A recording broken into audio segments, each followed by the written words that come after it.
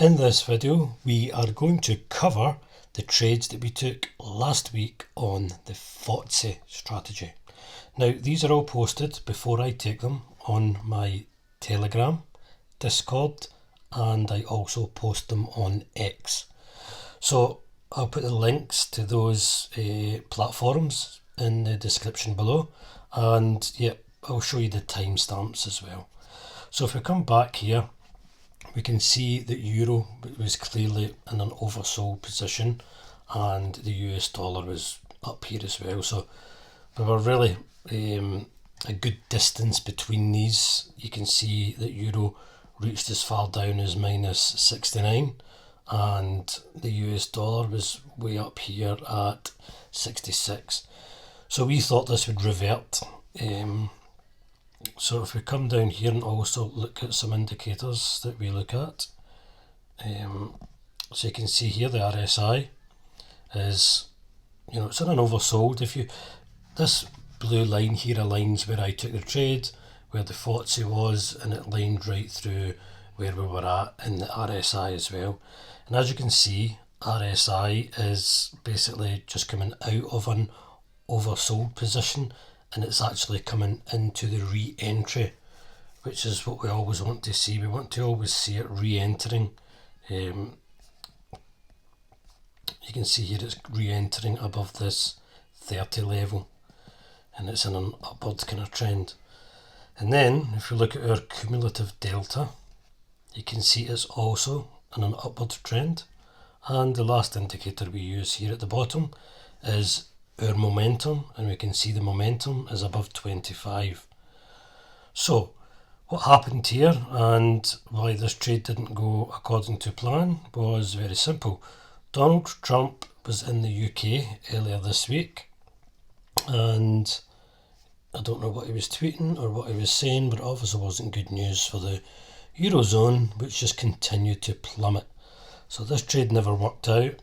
We get out just down here, and as you can see, it's just started to make its move now. But I don't pay much attention to news. There's so many different facets to trading, and sometimes things like this happen where somebody tweets something or something happens, it's out with your control. We just need to accept the loss and move on. You can't win every trade. So that was Euro USD. It plummeted because of Donald Trump's visit to the UK. So the next trade we took was on UJ, the dollar versus yen. I'll just show you here on the Telegram channel. So you can see here I've posted fail. As soon as Trump landed in the UK, both the euro and GU fell. Here, so UJ, you can see here this was posted at 11:40 on the 1st of August. So we'll come across here and we'll just timestamp this.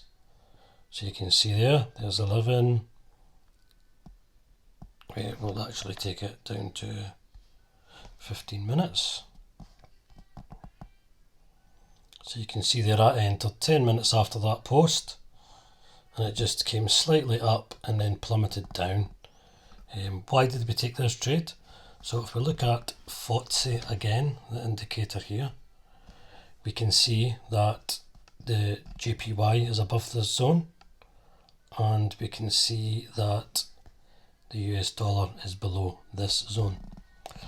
Now if I come back and just give you a few little techniques back to Euro USD, this is probably a good example to show. When we entered this trade here, we'll go into the hourly and we'll pull up our FOTSI. You can see here that we don't just enter blindly as soon as one comes below here. There's a full video on this. Basically we're looking for only one currency to be above this red zone, and we need to pair it with something that's basically below, out with this grey area. And if you look to the right hand side, this grey area is the minus 25. So anything below here, yes, it can be below the green as well. And if it's above red and below green, that's where you maybe want to size bigger, because it's overextended to the extremes. But you don't necessarily need to be above red and below green. If you're above red, your partnered pair needs to just be out with this grey zone under here. So it needs to be minus 25. And on the flip side, if you've got a currency that's underneath this minus 50, the one that you want to pair it with has to be above this grey band, which is plus 25. But yeah, back to why we re-entered this. If you can notice that we entered this when the dollar was coming back in through.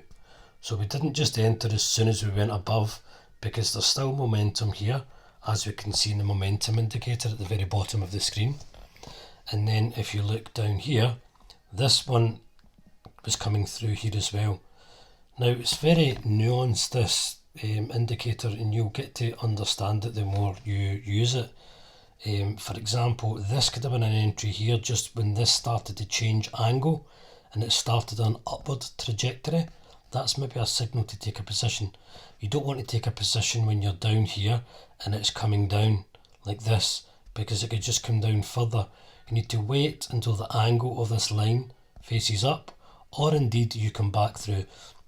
So this for me was the perfect entry, because this was in an upward trajectory, this was in a downward trajectory, coming back through, oversold, coming back through, overbought and oversold. But yes, obviously Trump had other ideas and we lost this trade, but I was happy that the way I entered this trade was absolutely perfect. So this was UJ. This was the only other FOTSI trade that we had this week, was UJ, and it was a winning trade. I think there was another one developed, but it was through the night, one that we never quite caught. So yeah, again, these are all posted on Discord, Telegram and on X before I enter the trade.